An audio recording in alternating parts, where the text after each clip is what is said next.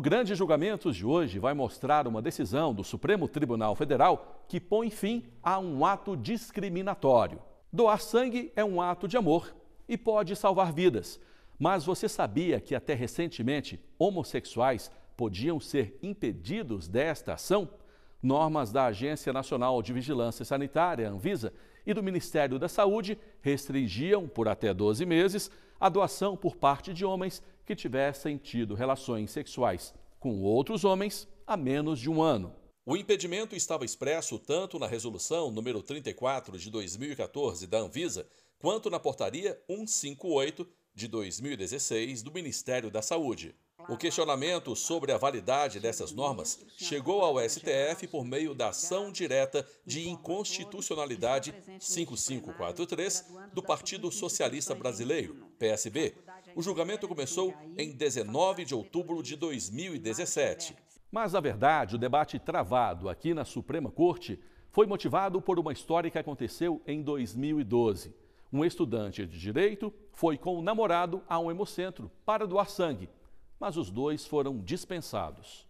A enfermeira, na entrevista, falou que eu não poderia doar por conta desse relacionamento, mesmo que a gente estivesse junto há mais de um ano e fizesse uso de preservativo.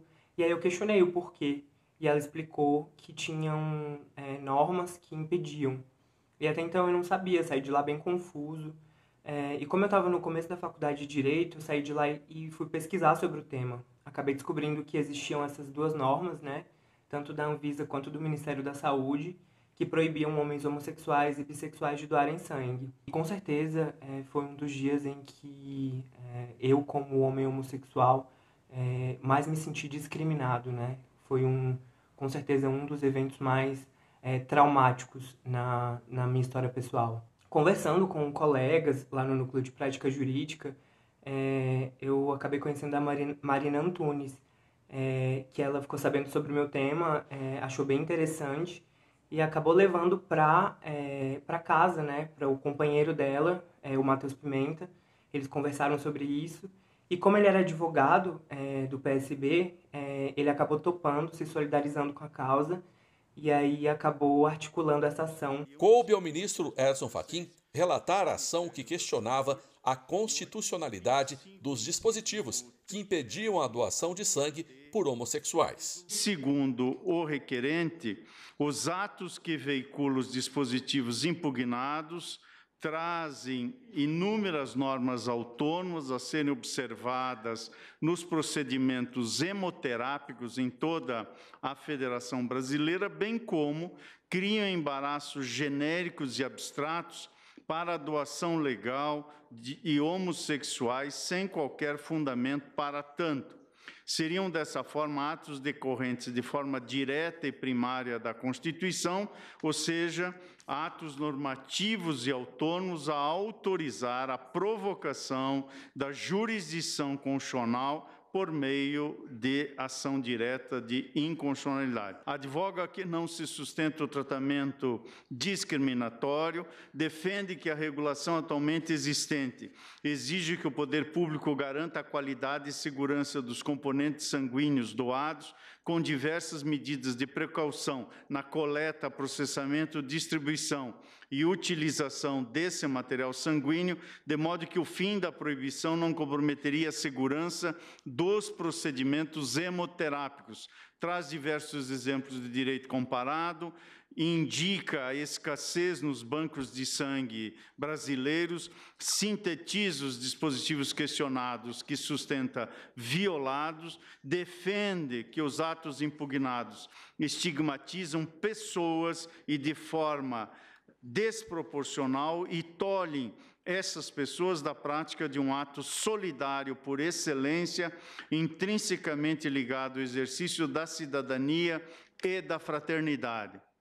Esclarece que o objetivo da ação é que todo e qualquer indivíduo, independentemente de sua orientação sexual, tenha o direito de submeter o próprio sangue aos exames de detecção de doenças, para que, caso verificado saudável, possa ser doado, então repassado a quem dele necessitar, aduz um conjunto de outros argumentos e, ao final, pede a procedência da pretensão encartada na presente ação para declarar a inconstitucionalidade dos dispositivos citados. Lido o relatório, foi a vez das sustentações orais. Pelo partido que apresentou a ação, falou o advogado Rafael de Alencar. A extirpação dessa regra que ora se questiona não coloca em risco a segurança ou a qualidade do sangue doado no Brasil. E por que não faz? Porque existem diversas regras, inclusive nessa portaria, que declaram inaptos aqueles que, de fato, possuem comportamento sexual arriscado. Vários parceiros desconhecidos, a não utilização de preservativos. O que se questiona aqui é a premissa de que a orientação sexual coloca em risco o sangue doado. É esse o absurdo do descrime que ora se questiona. Também é importante destacar que, além da dignidade humana e do direito fundamental à isonomia, a presente ação tem uma importância para a própria saúde pública do Brasil, na medida em que, rotineiramente, são noticiadas faltas de sangue, escassez de sangue nos bancos de sangue brasileiros, quando a população homossexual, de homens homossexuais, poderia doar, não faz em função dessa regra discriminatória. Após as sustentações orais, o ministro Fachin votou pela procedência da ação. Para ele, a precaução e a segurança são parâmetros inseparáveis para a doação de sangue, mas condicioná-las ao gênero ou orientação sexual do doador caracteriza discriminação. As normas do Ministério da Saúde e da Anvisa estabelecem, meu modo de ver, uma discriminação injustificável, tanto do ponto de vista do direito interno, quanto do ponto de vista da proteção internacional dos direitos humanos. Compreendo que essas normativas, ainda que não intencionalmente, resultam por ofender a dignidade da pessoa humana na sua dimensão de autonomia e reconhecimento, porque impede que pessoas por ela abrangidas sejam como são. Também entendo que estas normas vituperam direitos da personalidade, esculpidos na luminosidade normativa da Constituição, aviltam, ainda que de forma desintencional, o direito fundamental à igualdade e afastam a República Federativa do Brasil de ser, como de fato há de ser, livre e solidária, promovendo o bem-estar de todos, sem preconceito de orientação sexual, de gênero ou de qualquer outra forma de discriminação. Por essas razões, senhora presidente, dou procedência integral à presente ação direta de inconstitucionalidade, para, conhecendo-a, portanto, dar procedência, a fim de declarar inconstitucionais os dispositivos impugnados. É como voto. Após o voto do relator, o julgamento foi suspenso e retomado na sessão seguinte, em 25 de outubro de 2017. E é o que vamos mostrar no próximo bloco.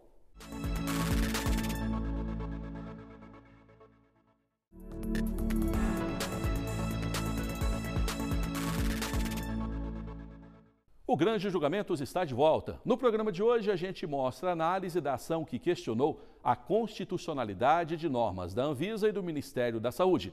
Essas normas podiam impedir a doação de sangue por parte de homossexuais. Com a retomada do julgamento, o primeiro a votar foi o ministro Alexandre de Moraes. O ministro defendeu que a janela imunológica, prazo para a doação de sangue com segurança, seja determinada para todas as condutas de risco e não de forma genérica para relações homossexuais. Ele abriu divergência e acompanhou parcialmente o relator. Homens que fazem sexo com homens não poderem doar sangue sem uma abstinência de 12 meses. Isso pode ser substituído, e a ciência demonstra, pelo fato de se aguardar a janela imunológica para, nesses casos, se realizar a transfusão de sangue. mesmo em alguns casos, lamentavelmente isso ocorre, nós sabemos que às vezes falta sangue, mas mesmo em acidentes em que se precisa sangue, esses casos específicos devem aguardar a janela sorológica ou imunológica. Nós estaremos, com isso, respeitando o direito do doador, e tão bem foi dito aqui pelo ministro relator, o doador ele quer realizar isso, ele quer auxiliar o próximo. Nós vamos estar tirando um último, talvez, obstáculo, preconceito, que tem fundamento técnico, científico, pelas proporções, mas que pode ser retirado porque pode-se aguardar essa janela sorológica ou imunológica. Estaremos garantindo o direito do receptor, porque o receptor saberá que, primeiro, o número de mentiras diminuirá, e, nesses casos, os exames foram feitos após a janela imunológica, é uma tranquilidade, muito maior ao direito do receptor, e estaremos também dando embasamento aos profissionais que atuam na área para que não possam ser responsabilizados. Aqui eu dou uma interpretação conforme no sentido de que eu retiro o prazo do inciso 30 de 12 meses, ou seja, a legislação vigente vai estabelecer os requisitos, é possível a doação dos indivíduos do sexo masculino que tiveram relações sexuais com outros indivíduos do mesmo sexo e ou parceiras desses, desde que o teste imunológico seja realizado somente após a janela sorológica ou imunológica definida pelas autoridades de saúde. Já o ministro Roberto Barroso acompanhou o relator.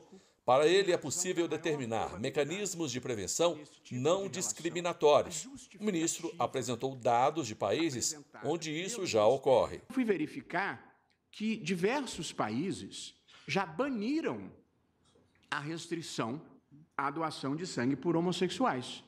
E, dentre esses países, eu destaquei o caso da Espanha, em que não existe qualquer restrição à doação de sangue por homossexuais e, naquele país, não se detectou nenhum caso de transmissão do HIV por transfusão sanguínea nos anos de 2014 e 2015, segundo o boletim epidemiológico espanhol, a qual tive acesso pela internet.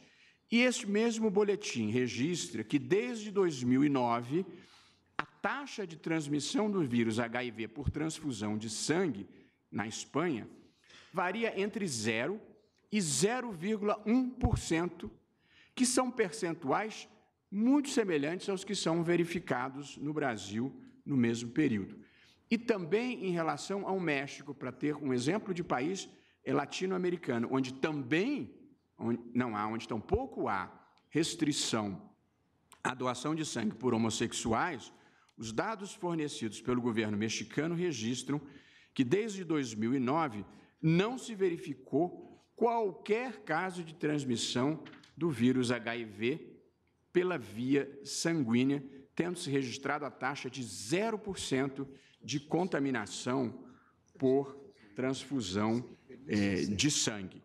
Ainda na América Latina, a Colômbia tinha um banimento semelhante ao nosso, que foi igualmente derrubado pela Corte Constitucional. Portanto, presidente, eu estou, por essas todas as razões, pedindo vênia ao ministro Alexandre de Moraes na parte em que diverge e aderindo ao voto sensível, inspirado, extremamente delicado e que produz o resultado que me parece adequado do eminente ministro Luiz Edson Fachin, para considerar os atos normativos impugnados inconstitucionais por importarem em restrição discriminatória desproporcional a um grupo já estigmatizado. A ministra Rosa Weber também acompanhou o relator por entender que o critério de impedimento da doação é discriminatório. Essas normas impugnadas promovem, em seu resultado, um tratamento discriminatório quando elas elegem como critério de inaptidão a orientação sexual do doador e não a conduta de risco.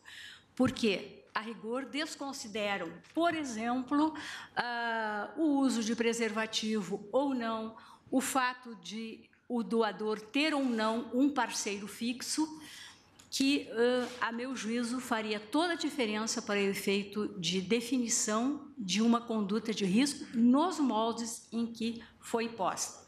Então, essa orientação, inclusive, parece-me encontraria dificuldades no exercício de uma jurisdição constitucional que concluiu, por exemplo, pelo reconhecimento das uniões homoafetivas. Então, há sim que, repito, à luz da Constituição e no exercício da jurisdição constitucional, compatibilizar essas normas todas e, ao exame, na minha ótica, repito, concluir por desatendido o princípio da proporcionalidade na maneira como posta e como regrada a questão. Para o ministro Luiz Fux, que também acompanha o relator, o critério de impedimento temporário da doação deve ser baseado na conduta de risco. O melhor critério, no meu modo de ver, não é, evidentemente, grupo de risco, é conduta de risco.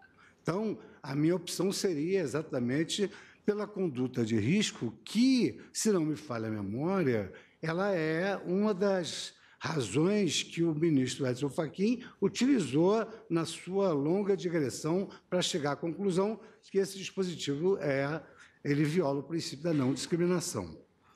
Então, é muito importante, sob esse enfoque, essa leitura da resolução 2034 da Anvisa, que é objeto do controle concentrado de constitucionalidade. O que diz o artigo 25, caput e seu inciso 30. O artigo 25, caput diz: o serviço de hemoterapia deve cumprir os parâmetros para a seleção de doadores estabelecidos pelo Ministério da Saúde. Então, nossa capacidade institucional está suprida pelo Ministério da Saúde. Inciso 30. E aqui eu chamo a atenção para a redação desse inciso e o porquê da desnecessidade da linha D. Porque a linha D, realmente, ela cria uma discriminação em relação aos homossexuais. Então, o inciso 30. Os contatos sexuais que envolvam riscos, de contrair infecções transmissíveis pelo sangue, devem ser avaliados. E os candidatos nestas condições devem ser considerados inaptos temporariamente por um período de 12 meses após a prática sexual de risco, incluindo-se, e aí a linha D inclui os homossexuais. Então, eu observo que, efetivamente, ao invés de o legislador secundário ter eleito a conduta de risco, ele elegeu um grupo de risco à luz da sua orientação sexual, que muito bem destacou a ministra Rosa, já foi, digamos assim, um critério conjurado pela Corte em várias e várias soluções judiciais que aqui nós adotamos. O ministro Ricardo Lewandowski sugeriu a definição da janela imunológica por parte das autoridades sanitárias para pessoas com conduta de risco. Nós temos, de um lado, a questão da saúde pública, a proteção, enfim, de todos aqueles que vão receber sangue, e que são muitos e cada vez em número crescente. E, de outro lado, nós temos, claro, o postulado da dignidade humana, o princípio da não discriminação, e nós temos a obrigação de encontrarmos aqui o meio termo entre esses interesses igualmente válidos. Quer dizer, simplesmente afirmar que essa expressão que se contém na linha B é uma expressão discriminatória e deve ser expungida da portaria e da resolução não resolve o problema da saúde pública. Quer dizer, e de outro lado, eu penso que é temerário e nós não temos a capacidade institucional, como disse o eminente ministro Luiz Fux, de definirmos qual é o prazo dessa janela imunológica, em que o vírus não é detectado. Nós não somos médicos, não somos cientistas, biólogos, enfim, nós temos que delegar essa decisão importantíssima às autoridades competentes, que são as autoridades sanitárias. Os ministros ressaltaram a necessidade de definir os critérios para, sem discriminação, garantir a segurança de quem recebe o sangue. Visa a saúde pública dos cidadãos em geral. E ninguém quer ser destinatário de uma transfusão sem ter uma segurança mínima quanto à certeza, quanto ao valor em termos de não contaminação desse mesmo sangue. Neste grupo de risco, existem outros indivíduos. Existem, por exemplo, aqueles, como já disse, que têm sido encarcerados por mais de 72 horas, que tenham feito piercings, tatuagens ou maquiagens definitivas, que hajam sofrido acidente com material biológico. Então, uma série de pessoas que se inserem nesse grupo de risco. E, a rigor, não há uma proibição de doação de sangue, como se tem aventado aqui. Há simplesmente uma quarentena temporária. E, aliás, esses dois atos normativos, eles chamam esta janela de inaptidão. Inaptidão é o termo técnico, uma inaptidão temporária, ninguém está proibindo ninguém. Quer dizer, se alguém entrou nesse grupo de risco, ele ficará impedido por um certo tempo de doar sangue. A questão aqui seria que, deixando para a parte médica estabelecer a janela para os não grupos de risco, ou as condutas de risco, não só a conduta de risco de homem contra homem, mas também, por exemplo, e cito aqui, uma outra, quem foi vítima de um estupro. Pois é. A janela é a mesma. Hoje, quem foi vítima do estupro, só daqui 12 meses pode doar sangue. Se a ciência comprovar, igual no caso de relação homem com homem, que em 5 semanas pode, por que não dar interpretação conforme que todas essas exposições do artigo 64, que hoje exigem 12 meses, na verdade, passam a exigir a janela necessária. Após o debate, o ministro Ricardo Lewandowski, que havia acompanhado a divergência, resolveu suspender o voto, deixando a conclusão para a sessão seguinte. E é o que você vai ver no próximo bloco. O Grande Julgamentos volta já.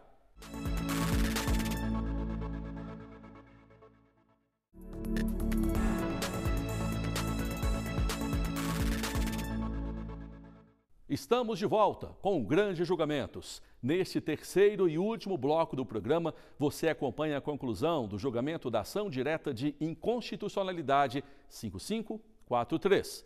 Em debate, a constitucionalidade de normas da Anvisa e do Ministério da Saúde que podiam restringir a doação de sangue por parte de homossexuais com vida sexual ativa.